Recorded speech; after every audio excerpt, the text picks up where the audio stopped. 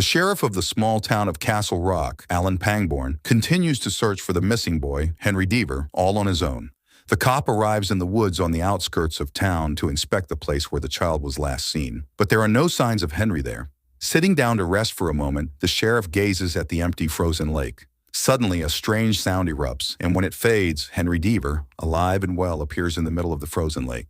27 years have passed. Castle Rock continues to live its quiet life. Dale Lacey, the warden of the famous Shawshank Prison, is preparing to retire after 30 years of service. On his last day of work, the old man prepares breakfast for his blind wife, kisses her goodbye, and leaves. But Lacey doesn't show up at the prison. Instead, he drives to a forest lake, ties one end of a rope around his neck, and attaches it to a tree, and without hesitation, steps on the gas pedal. The car, along with its owner, plummets off the cliff. Teresa Porter, the deputy warden replacing the late Dale Lacey, arrives at Shawshank. She familiarizes herself with her new workplace and learns the prison's history. All previous wardens have met strange ends and none live to old age, but Teresa is more concerned with something else. Shawshank has long been overcrowded, and prisoners are being housed even in the gym. Officer Zalewski tells Teresa Porter about Block F. It was closed after the fire in '87, but if it's cleaned up, the block could house several dozen inmates. For his initiative, Zalewski is tasked with being the first to enter the abandoned block, check its condition, and count the beds. The guard cuts the rusty lock and inspects the wing, which according to official records hasn't been entered in about 30 years. But suddenly the officer notices fresh footprints from men's boots in the thick layer of dust.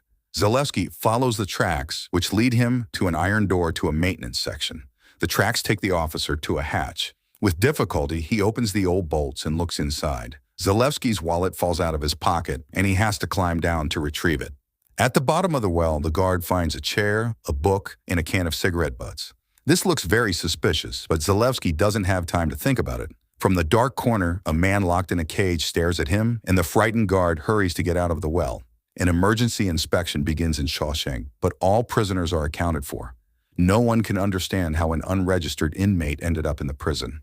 The boy from the dungeon is brought to the interrogation room, but he doesn't respond to the officer's questions or react to anyone around him. Zalewski takes the prisoner to the shower, then returns to the basement to collect evidence. The main piece of evidence is the can of cigarette butts. It is sent to Teresa Porter's office, and after comparing them with the butts of her predecessor, she realizes that it was Lacey who held the boy captive. There is no information about the prisoner in any official archives or in Dale Lacey's personal records. There are no fingerprints or data about missing persons matching him. Teresa Porter worries that the incident could harm Shawshank Prison and ruin her career. She orders everyone to keep quiet about the terrible discovery for now to avoid attracting unwanted attention. This situation scares Zalewski. He knows well that horrible things happen in the prison, and he suspects that the boy might simply be disposed of. Teresa personally interrogates the mysterious prisoner, and for the first time in a long while, he speaks. The boy says the name Henry Deaver, but the local guards know for sure that this isn't the prisoner's name. It belonged to a completely different person who once lived in Castle Rock. Meanwhile, in Chicago, Henry Deaver stands before the court, defending a woman sentenced to the death penalty. After leaving Castle Rock, he became a successful lawyer specializing in such cases. At this trial, the lawyer fails to win, and he visits his client one last time. Listening to her final words, Henry remembers the day Sheriff Alan Pangborn found him. Everything before that moment has been erased from Henry's memory. Teresa studies Henry Deaver's file and reaffirms her decision not to involve the lawyer in the convoluted story. Her deputy supports the decision and suggests placing the mysterious prisoner with a dangerous criminal to quickly close the matter. Officer Zalewski overhears the conversation between the leaders. He anonymously calls Henry Deaver and tells him about the boy locked in a cage who speaks his name. Zalewski warns Henry that if he doesn't come, the prisoner will face a grim end soon. A few days later, Henry arrives in Castle Rock. Despite his long absence, people recognize him on the streets and still blame him for his father's death. The familiar streets trigger Henry's memories of the day Sheriff Alan Pangborn found him on the lake. Everything before that remains a blank for Henry, including where he was during his disappearance. Henry's adoptive mother, Ruth, doesn't immediately recognize him. Due to her illness, she suffers from memory lapses. However, her new boyfriend, Sheriff Allen, instantly knows who stands before him. All this time, the kid, the mysterious prisoner, sits alone in his cell. Noticing a mouse nearby, he forces it, with the power of his mind, to approach the mousetrap. Henry heads straight to the prison. Teresa invites him into her office and claims that no boy was found in the dungeon. She assures the lawyer that the phone call was someone's bad prank and that he can safely return to Chicago. But Henry knows this is a lie, and on his way out, he locks eyes with Zalewski. The men recognize each other, but don't show it. Night falls. Officer Zalewski takes his place at the monitors. Suddenly, he notices that the new prisoner's cell is empty, and he doesn't appear on any of the other camera feeds. The kid reappears a second later, but now in the cameras in the corridor. He looks directly through the lens at the guard, and behind the prisoner, Zalewski sees the bodies of his colleagues. Zalewski sounds the alarm and leaves the office to stop the criminal. But in the corridor, it turns out all the guard's colleagues are alive. The scene on the monitors was just a vision, and the kid never left his cell. To get the full picture, we need to go back a bit in time. From its very founding, Castle Rock was a strange town, and there were always events that made the residents shudder. In the end, there wasn't a single house left in town where something frightening hadn't happened. Trying to find out the details of the strange case, Henry Deaver visits the home of the former prison warden. He doesn't tell the blind woman his name, and she gladly agrees to help the lawyer, showing him into her husband's office. But as soon as her neighbor tells the woman over the phone who entered her house, the widow asks Henry to leave and not insult her with his presence. Zalewski visits the silent boy to collect the untouched food tray. The officer tries to find out why he had the vision, but the kid continues to remain silent. News of Dale Lacey's mysterious prisoner reaches the sheriff. He finds Teresa in a bar and tells her about a strange incident that happened to him 30 years ago. Back then, during a night shift, he stopped Dale Lacey's car, and the warden told him that he had found the devil himself. Lacey locked the devil in a cage, and from that moment on, the horrors in Castle Rock finally stopped. But if Teresa releases the boy, the town will once again descend into darkness. After the conversation with the sheriff, Teresa and her deputy descend into the well. She tries to understand why the kind and honorable Lacey kept the young boy captive and how she should solve this problem now. Teresa's deputy comes for the kid. They place him in a cell with the most dangerous prisoner, hoping the criminal will rid the prison of the unwanted guest. At first, everything goes according to plan. The prisoner is irritated by the silent neighbor and looks for a reason to start a fight. But the kid doesn't react to the provocations. He only asks the giant not to touch him, assuring him that it would be for the best. Henry spends the evening in a bar. Zalewski's group also arrives there, and the lawyer secretly passes the officer a note asking him to call. That night, the men manage to meet, and Zalewski informs the lawyer that he hasn't known the prisoner's whereabouts for 2 days. Henry becomes furious and promises to involve the district attorney, but the guard refuses to act as a witness, fearing for his job. This scares Henry Deaver. He begins to suspect that the boy might have invented the story about the imprisoned victim. Relying only on himself, Henry finds a way to get into Shawshank. He arrives with a church mission, posing as a Bible reader. At the same time as the group's visit, the guards discover the body of the dangerous prisoner with no visible wounds. The medical examiner reports to the prison warden that the man died from a serious illness, but she is puzzled by how they hadn't noticed it earlier. With such injuries, he wouldn't have been able to get out of bed. Henry has no choice but to accept that his visit to the prison once again yielded no results. But Zalewski manages to prove to the lawyer that the story of the prisoner is true. He releases the kid outside for a few seconds. Henry gives the prisoner brief instructions and takes a photo, allowing him access to the prisoner. During lunch, the kid breaks the prison rules. He stands up and walks toward the opposite wall. Zalewski steps forward to subdue the prisoner and return him to his seat.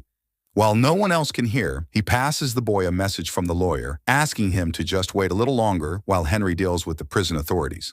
Zalewski tells Henry Deaver what happened during their next secret meeting. The lawyer asks the guard to get closer to the prisoner to learn more about him. In return, he promises to help Zalewski get into law school. While trying to get information from the police on the Dale Lacey case, Henry learns that his childhood friend Molly has been detained. The lawyer posts bail, helping the girl get released in time to appear on a TV show. Using her ability to read minds, Molly learns everything her friend is thinking about during the ride. In gratitude for his help, she reveals the truth about the Shawshank prisoner live on a popular show, shocking the audience. After the revelation, Teresa Porter herself contacts Henry and asks him to come. The warden hands the lawyer a thin folder with scant information she managed to gather on the kid and offers a compromise. Shawshank will pay the prisoner $300,000 and he will drop any claims. Officially, they'll call it a mistaken arrest. Henry tells his client about Teresa's offer during their first meeting. He insists that they should refuse the money and prove that this was no accident but a real kidnapping. But none of this concerns the kid. He asks the lawyer strange questions directly related to Henry Deaver's disappearance and the death of his father 30 years ago. Zalewski continues his work, but the tension in Shawshank grows heavier for him by the day. The guard is outraged by the behavior of his colleagues and their mistreatment of all the prisoners. The kid is also surprised. Teresa Porter's deputy tries to intimidate the boy, hoping to get the truth about his past and how he ended up in captivity. But this time, the prisoner does not stay silent. He delivers a strange speech about the word of God, which deeply unsettles the warden. That evening, Zalewski finds Henry in a bar. Ignoring the rules, he approaches the lawyer in front of everyone and asks him to step outside for a talk. The young man hands Henry Deaver a drawing of the cage and begs him to intervene in Shawshank's affairs. The chaos in the prison has gone too far. He agrees to testify and expose all the violations. Zalewski's condition worsens by the day. He stops talking to his colleagues and, during secret visits to the kid, promises that soon they will both escape this cursed place. Henry begins to suspect that the mystery of his client is somehow tied to what happened 30 years ago. In the district archives, the lawyer finds articles and notes about his disappearance, but no further details have emerged since then, and the official records have been lost. The only thing he manages to find is the address of one of the suspects in his kidnapping, whose involvement was never proven. Henry travels to the man's forest home to meet the witness in person. The old man doesn't immediately recognize his visitor, but when Henry states his name, the old man gives him a folder stolen from the archives. He is glad to see the boy in his house and hopes that Henry remembers what happened and can confirm his innocence. Henry tells Alan about the conversation with the old man, but the sheriff asks him to stop searching for the truth. He admits that, in his final moments, Deaver Sr. spoke the name of the person who pushed him off the cliff, and that person was Henry himself. Henry regrets returning to Castle Rock, and he tells Zalewski that he's dropping the case and heading back to Chicago. This news finally drives the guard mad. He takes out his service pistol and kills all the colleagues who had been driving him crazy. At the same time, Henry is near Teresa's office. He tries to stop the guard, and Zalewski declares that he wants to testify, but by order of the prison warden, the crazed guard is taken out, ensuring the truth never leaves Shawshank's walls. Before leaving, Henry sets up a surveillance system in his mother's house to keep the sick woman safe. He downloads the app onto Alan's phone and asks him to watch over the woman while he is away. But Henry has to change his plans. He is informed that his client has been released, but has no home or family. The lawyer is forced to meet the kid and figure out what to do with him next. First, he takes the prisoner to a doctor, but after running tests, the clinic refuses to admit the patient as no serious problems are detected. Molly agrees to help her friend. She invites the kid to stay in her studio until Henry can sort things out. The pair lock the young man inside and promise that he is now completely safe and no one will find him. But it wasn't him they needed to worry about. At night, the kid leaves his hiding place to walk around nighttime Castle Rock. He is drawn to an ordinary house where a child's birthday party is in full swing. As soon as the boy is near the family, the mood changes. The celebration turns into a tragedy, and instead of children's songs, screams and cries come from the house. The next day, when Molly's friend, Jackie Torrance, visits the studio, the kid has already returned to his place. Meanwhile, Henry and his family head to a bridge, which is being dedicated to Sheriff Alan Pangborn. But the event is marred by another incident. Ruth loses her grip on reality and, in front of everyone, jumps into the water. Not realizing who's in front of her, Jackie Torrance chatters endlessly with her new companion. But within an hour, she calls Molly, begging for help. The strange man has climbed onto the roof and won't respond to her request to come down. Molly climbs up to the boy, but something feels wrong. Instead of thoughts in his head, she hears the cries of millions of people who have lived in Castle Rock throughout history. The girl rushes to Henry to tell him everything. The lawyer thinks it's all nonsense, but he has no choice but to let the kid in and find him a different place to stay. Henry takes the guests to his father's garage and offers to stay there for the time being. But the young man's behavior scares Henry once again. The kid plays the same melody on the piano that Henry's father used to play. Alan returns to the bridge. The sheriff blames himself for what happened to Ruth and wants to take down the plaque with his name. At that moment, his phone buzzes in his pocket, and the old man sees a notification that someone is in the house. The sheriff rushes home, and in the yard, he encounters the nighttime visitor. It's the same boy Dale Lacey drove in his car 30 years ago, calling him the devil. The boy hasn't aged a day. Alan raises his gun to finish what the former warden started, but the kid asks the old man not to act rashly. He promises to save Ruth and restore her sanity. While Henry is reburying his father, the kid rummages through a suitcase of the deceased's belongings. He finds an old video camera and tapes, which contain recordings of Deaver Sr.'s walks with his son. He then meets with Alan and instructs him to find the car in which Dale Lacey brought him to the prison 30 years ago. The old man tells the boy that the car has long been at the junkyard, but the kid doesn't see a problem and demands that Alan find a way to get it back. In the house, the kid acts like he owns the place. He puts on Deaver's suit and turns on his music player. When Ruth returns home and sees the stranger, she feels ill. The woman insists to her son that the suit shouldn't be here. Her husband was buried in it. Sensing that things are going too far, Henry decides to get rid of the visitor. He takes him to a psychiatric clinic and leaves him in the hands of the caring staff. But the very next day, the kid returns to the Deaver home. Alan finds his old friend's car and convinces the driver to give him the wrecked vehicle. With this news, he returns to the kid, but the young man appears on the doorstep with a serious injury, and it seems he no longer has any desire to save Ruth. The old man rushes into the house to find the woman and learn what happened to her. He sees scattered belongings and red stains, but Ruth is nowhere to be found. At that moment, Ruth is hiding in the barn, quietly loading her gun.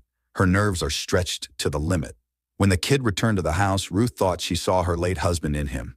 A news report about a fire at the psychiatric clinic snapped the woman back to reality, and she realized that the guest posed a serious danger to her family. She found the gun in her husband's secret stash, but the clip was empty. The strange boy was far scarier than Ruth could have imagined. He not only wore Deaver Sr. a suit, but he began to act like the deceased man. The kid knew everything that only the head of the family could have known. He invited Ruth to dance and answered all her questions, proving that he wasn't in the house for the first time. Ruth tried her best to play along with the stranger, but he noticed her anxiety and offered her a sedative. But the woman managed to deceive the kid and escape from him to find ammunition and protect herself. Finally, her memory helped Ruth locate the secret stash. She hides in the barn, loads the gun, and waits with bated breath. When the footsteps sound dangerously close, she pulls the trigger and hears the body hit the floor. But when she manages to take a look, it's not the strange stranger lying there. Alan's body lies on the floor before her. New residents move to Castle Rock. A couple buys Dale Lacey's house and plans to open a hotel there. In the basement, they discover hundreds of paintings that the former owner painted, and on every canvas, the young couple sees the same face, the face of the kid. All the paintings find their place on the walls of the house, and the couple returns to setting up the hotel. Fortune smiles upon them. The first guests arrived that very day, promising success for the hotel. But the owner of the house, Gordon, decides to celebrate this event in a strange way. He brutally murders the guests. Returning home, Henry once again finds the kid there. The guest leads the lawyer and shows him Alan's body, still lying on the floor in the barn. The kid tells Henry that he has waited for him for 27 years, and now they must go into the woods. But the arriving cops seem to have other plans, and the strange boy flees, leaving Henry to deal with the problems alone. That night, Henry decides to break into Dale Lacey's house to finally find information about his mysterious prisoner. The man enters through the basement and goes upstairs to the living room, which is covered in portraits of the mysterious boy. The sight seems very strange to Henry, but one painting particularly catches his attention. In it, the lawyer sees the kid in the same pose and clothes in which Henry himself was depicted on the flyer during his disappearance. The owners of the house discover the intruder in their gallery and, out of habit, try to get rid of him. But Henry manages to escape outside, where Jackie Torrance comes to his rescue. Like her famous uncle, the girl is excellent with an axe. Unaware of what is happening to her friends, Molly returns home. On the stairs, she finds the kid, and he tells her that only she can help him because she knows him well. Molly doesn't understand what he's talking about, but she follows the guest upstairs and agrees to listen to him. The kid describes the girl's room and all of her childhood in detail. He doesn't hide how he knows all of this. The boy insists to his friend that he was there when her life ended. In another reality, the kid, who is also Henry Deaver, stands before investors presenting his innovative drug for Alzheimer's, which he created to cure his mother. The young man receives the unfortunate news. Something terrible has happened to his father, and Henry must return to Castle Rock. The town and the Deaver house are no different from the ones the current Henry Deaver returned to, but this Henry's life has many differences. In this world, Molly is also Henry's best friend, and the pair spend an evening at a bar. The boy talks about how his mother now lives with former Sheriff Alan Pangborn, whom she left Deaver Sr. for many years ago. At night, the power goes out in the house, and Henry has to go down to the basement to find the breaker. But along with the electrical panel, he finds something else. A cage with a locked-up teenager. The missing Henry Deaver. The police and social services arrive at the scene. The boy's examined, but he says nothing except for the name of the young homeowner. Among his father's tapes, Henry finds one with explanations. Deaver Sr. tells how a teenage boy appeared on his doorstep claiming the man was his adoptive father and his name was Henry Deaver. The man decided that the devil had sent the boy in response to his prayers to return the son that Ruth had taken away. And to protect the town from evil, Deaver Sr. locked the teenager in a cage and kept him there for many years until he died. Henry plays the tape for Molly, but the girl is sure it's all a product of the old man's sick imagination. The pair decide to visit the boy and try to learn his version of events, but a fire breaks out at the shelter and the teenager is moved to the station. Molly and Henry meet with the boy, but he continues to act strangely. He insists that his name is Henry Deaver and that they urgently need to go to the woods because there is little time left. The police agree to release the boy to Molly, but they assign Officer Zalewski to escort them. However, Molly manages to escape from the convoy, darting in front of a train to take the boy to the woods and uncover the truth about his appearance. The teenager runs deeper into the forest without offering any explanation. Henry and Molly chase after him, but the boy suddenly stops as if he is caught between two worlds. Molly manages to read his thoughts and see what young Henry is seeing, but while she is witnessing the events, Officer Zalewski appears behind them. The boy runs further into the woods. Molly, Zalewski, and Henry Deaver try to catch up to him, but at that moment the officer's gun accidentally fires and Molly falls to the ground. Closing her eyes, Molly asks her friend to help the teenager return. Something strange happens again. Henry sees people from different eras who ended their lives in this forest. Suddenly everything disappears, and he finds himself alone in the same spot, but now in the midst of a snowy winter. He runs to the cliff to get a better view and sees Sheriff Alan Pangborn finding the boy and calling him Henry Deaver. The kid finishes his story. He admits that for several days in a row, he tried to find a way back to his world, but he failed. Dale Lacey found him in the woods, and the boy spent the next 30 years in the Shawshank basement. Locking him in the cage, Dale Lacey spent 30 years waiting for directions from higher powers. At one point, he even tried to end the boy's suffering, but he didn't have the courage to go through with it. Now the kid asks Molly for help. He says they need to convince Henry to go into the woods and find the passage between the worlds to restore everything to its original state. Molly relays the conversation to her friend the next day. Meanwhile, the kid goes to the town cemetery to Deaver Sr.'s grave.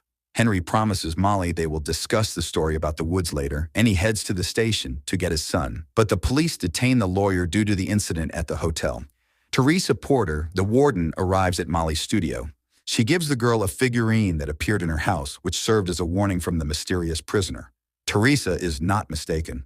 As soon as she steps away from the door, she is hit by a prison bus.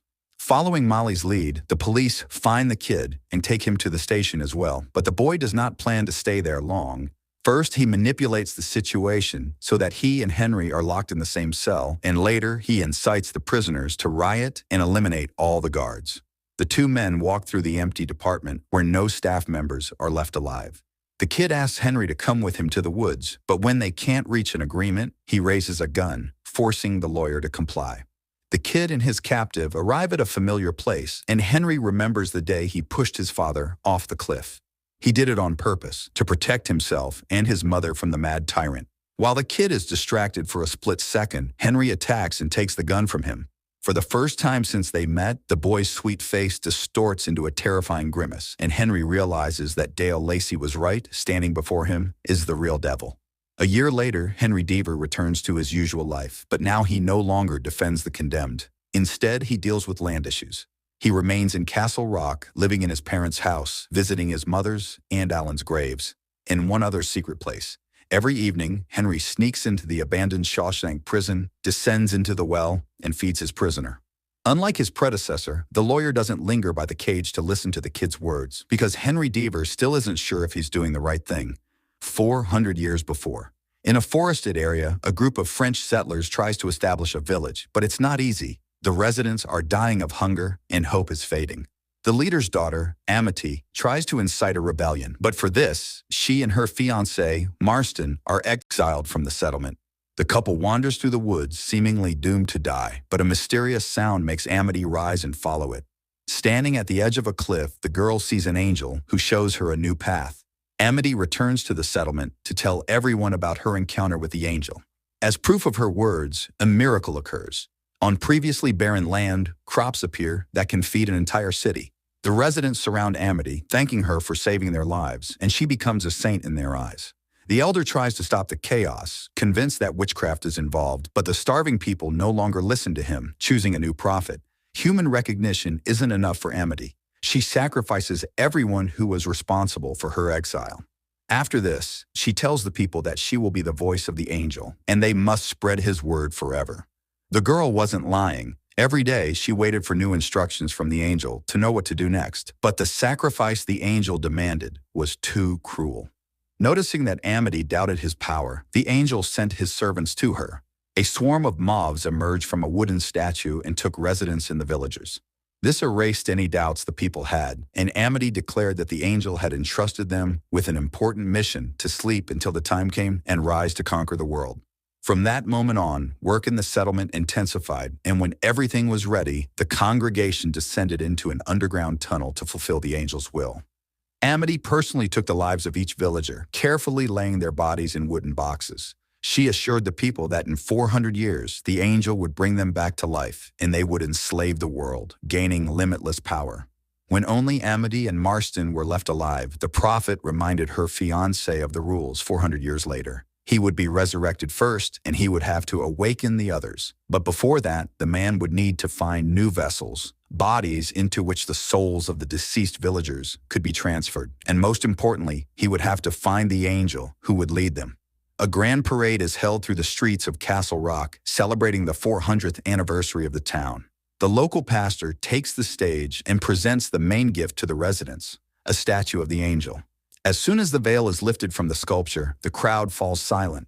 The gaze of the wooden statue puts them in a trance, just as Amity fell into a trance 400 years ago when the angel removed his hood, revealing his face. Who would have thought that under the hood would be the prisoner from Shawshank? The people followed the statue through the entire town, noticing nothing around them. Ace Merrill, a vessel for Marston's soul, kneels by Amity's grave, promising her a swift awakening. He has already found a body she can occupy after her return. The body for the prophet will be Joy, a teenage girl. She joins the procession, walking with everyone behind the angel statue to complete the ritual. The girl is prepared for the ceremony, after which Amity's soul will live in her body. Marston gathers the congregation and reminds them that after the prophet's resurrection, they will have unlimited power over the world. The zombie-like townspeople also keep their eyes fixed on the statue while the resurrected prepare the altar, eager for their leader's awakening. A small group, unaffected by the statue's magical power, tries to prevent the catastrophe. After studying the underground tunnel layout, they plan to disrupt the ceremony by blowing everything up. But the angel's already on the doorstep of Castle Rock, waiting for his servants to seize the town and unleash evil. The saboteurs set off the explosives, and the town trembles. After the second blast, the angel statue falls into the ground and shatters into pieces. The crowd snaps out of the trance, trying to figure out how they ended up in this strange place. Panic ensues. Taking advantage of the chaos, Joy uses the ritual blade. She eliminates Marston and rushes away from the strange house. The angel watches from the cliff as his plans crumble. Resigned to another defeat, the kid vanishes into thin air. Fresh notices are posted around town, announcing that Henry Deaver has gone missing again.